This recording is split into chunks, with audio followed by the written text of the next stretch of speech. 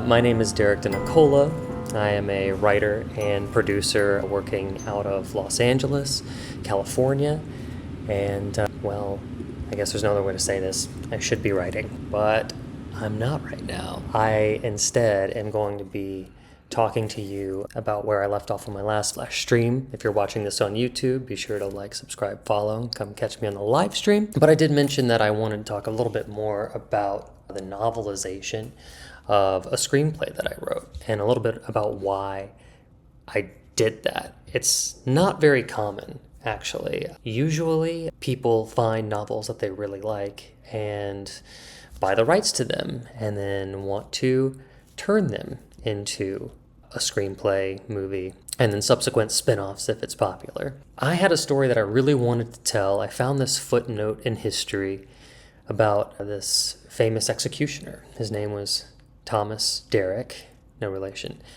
And this guy had such a compelling story, just filled with such rich, dramatic irony that I couldn't stop thinking about it. And to write a screenplay as an aspiring screenwriter, and it's set in 1601 Elizabethan England, and you know that you're going to have castles and horses and wardrobe and probably have to build a lot of props and use a lot of extras for London squares and public executions. You're talking about $100 million movie. You're talking about something on the scale of A Knight's Tale, of a Pirates of the Caribbean, and it's just very unlikely that some studio executive is going to pluck that script from an obscure writer and say, well, I'm going to throw $100 million at this, especially in 2025. But I still wanted to tell the story. And what ended up happening was I finished the screenplay and I submitted it to a bunch of competitions where it actually did pretty well. A lot of semifinalists, quarterfinalists. I will be honest, it didn't actually win anything, but it was enough to get me elevated to the top 7% of Coverfly's action adventure screenplays, RIP Coverfly. And all that told me was that the story was good, but eventually all you have is something for your portfolio. And what good is a story that's never told or never read? It's the tree falls in the forest analogy.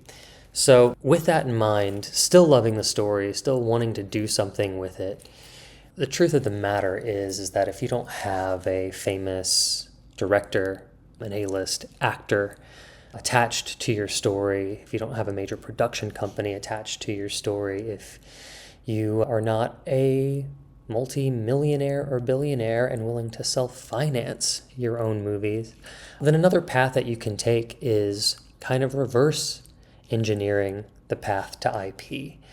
If you've been to any panels lately or listened to any screenplay writing industry podcasts, you've probably heard that IP is king, intellectual property is king. And so I decided to kind of do something that is becoming a trend, which is to start to novelize the screenplay so that your screenplay appears to be based on intellectual property. Now, the story that I was telling about Thomas Derrick, in history, he is not a very likable person. He became the Queen's executioner to escape his own death sentence because he was found guilty of, the polite way of saying rape was ravishment. He was a sailor in the Royal Navy under the command of Robert Devereux, and after the invasion of La Cadiz, he was found guilty along with 23 other sailors of ravishment. And after their tribunal, and not being in England where they could be properly executed, he took the role assigned to him by Robert Devereux to become the executioner and used the block and tackle of his ship's mast to hang all of his sailors.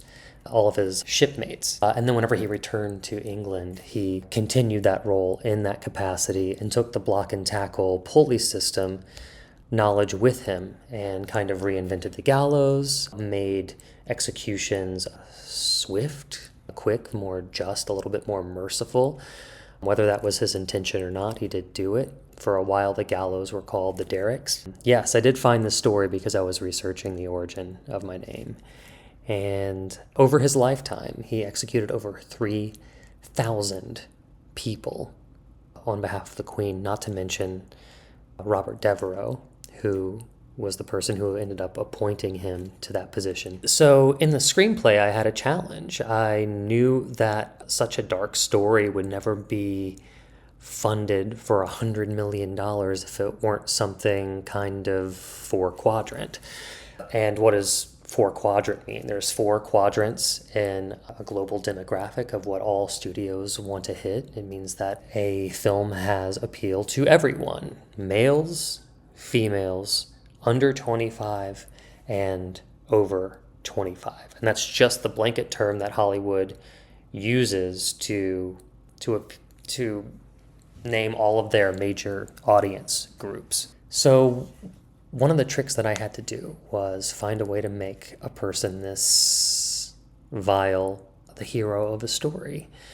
And that's what involves creative license. I ended up, instead of making him a sailor, I made him a peasant who rises from nothing. He's kind of a swashbuckling, rogue, scoundrel, pickpocket, charming, kind of our land version of a Jack Sparrow who ended up paying for a prostitute with stolen money and then stealing that money back. And that's how he got charged for ravishment. And it was just a softer way to kind of tell a truth, not the truth, but a truth. And then, it's tough when you're writing a hero from a brutal kind of history. You have to make something that's tonally dark feel like an entertaining epic. You're not going to spend $100 million on a gritty biopic unless you're already established, unless you're Marty Scorsese. So with all of that in mind, I still had all of these things in history that I wanted to tell, that I found interesting, that didn't necessarily fit into the screenplay format, that don't necessarily make a great pitch deck, that I just still couldn't get out of my head. And so whenever I set out to novelize it, screenplays are minimalist. It's really only what the audience can see and hear. But a novel will allow you depth and breadth and exploration and allow you to world build and establish the atmosphere of what life was like at that time and what these people were feeling and dealing with. And that was something that I was really interested in exploring. That being said, what a novel does is allows you to take what was in your screenplay or what is known as a mise en scene. Everything in the scene, the shape of things, the color of things, the lighting, the textures, the characters, the spatial awareness between two objects, the wardrobe, the hair, the makeup, literally everything that you can possibly think that goes into life. And I got to blow that out in the novel. I didn't have to cut mercilessly, and I didn't have to fit anything into a tight 120 pages. I love the novel format because it allowed me to use more of my pre-writing in my story than I did in my screenplay. And whenever you're able to expand a world through the novel, what happens is that your side characters, your tertiary characters, your supporting characters, they should already have full arcs. You should kind of write secondary characters already like they're the hero of their own story.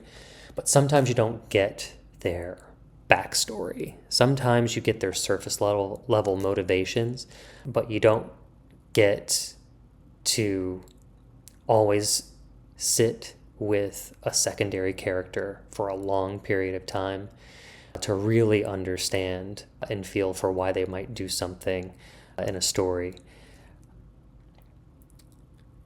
By the time I've I'm on the second draft of the novel. We're talking about 29 chapters, 90,000 words. It gave me a far deeper understanding of the characters and their stakes and their arcs.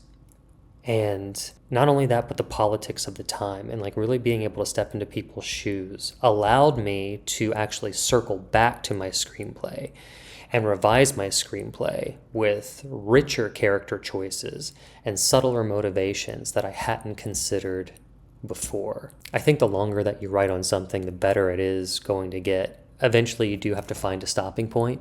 And for me, I take another screenwriter's advice, which is, I'm going to find out who said this, and I'll tell you later. But they said, get to 90% and then stop, because you'll never be done. And sometimes I feel like I'm never going to be done just because I love the story so much. I also don't want to be done. I don't want to let it go. But what I wanted to really tell you is that, if your screenplay isn't selling, or if your idea for your movie feels a little bit too big for 90 or 120 pages, I found, at least in my experience, that there is a lot of joy in novelizing it. And it's not just about having a book too. It's really about like getting to know your characters better than anyone else could. Yeah. And maybe giving your story the IP value it needs to finally get made will just make everything better for everyone else. I guess that's really all the thoughts that I had on that. I've got almost kind of motivated myself to get back and start doing my revisions. I still have notes for myself. I'm still not done writing. And, as much as I should be writing, and I always say I should be writing, maybe now is the time. Maybe it's time for me to end this segment and take a look at my script again. So if you haven't been, get to writing.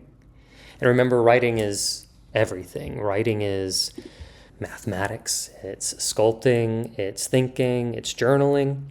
It's just asking yourself questions to figure out how to make your own life deeper and richer. So even if you're not a screenplay writer, or you're not a novelist or a poet, still do it, and you won't regret it. Okay, my name is Derek Dinacola, screenwriter and producer here in Los Angeles, and it was a pleasure talking with you today.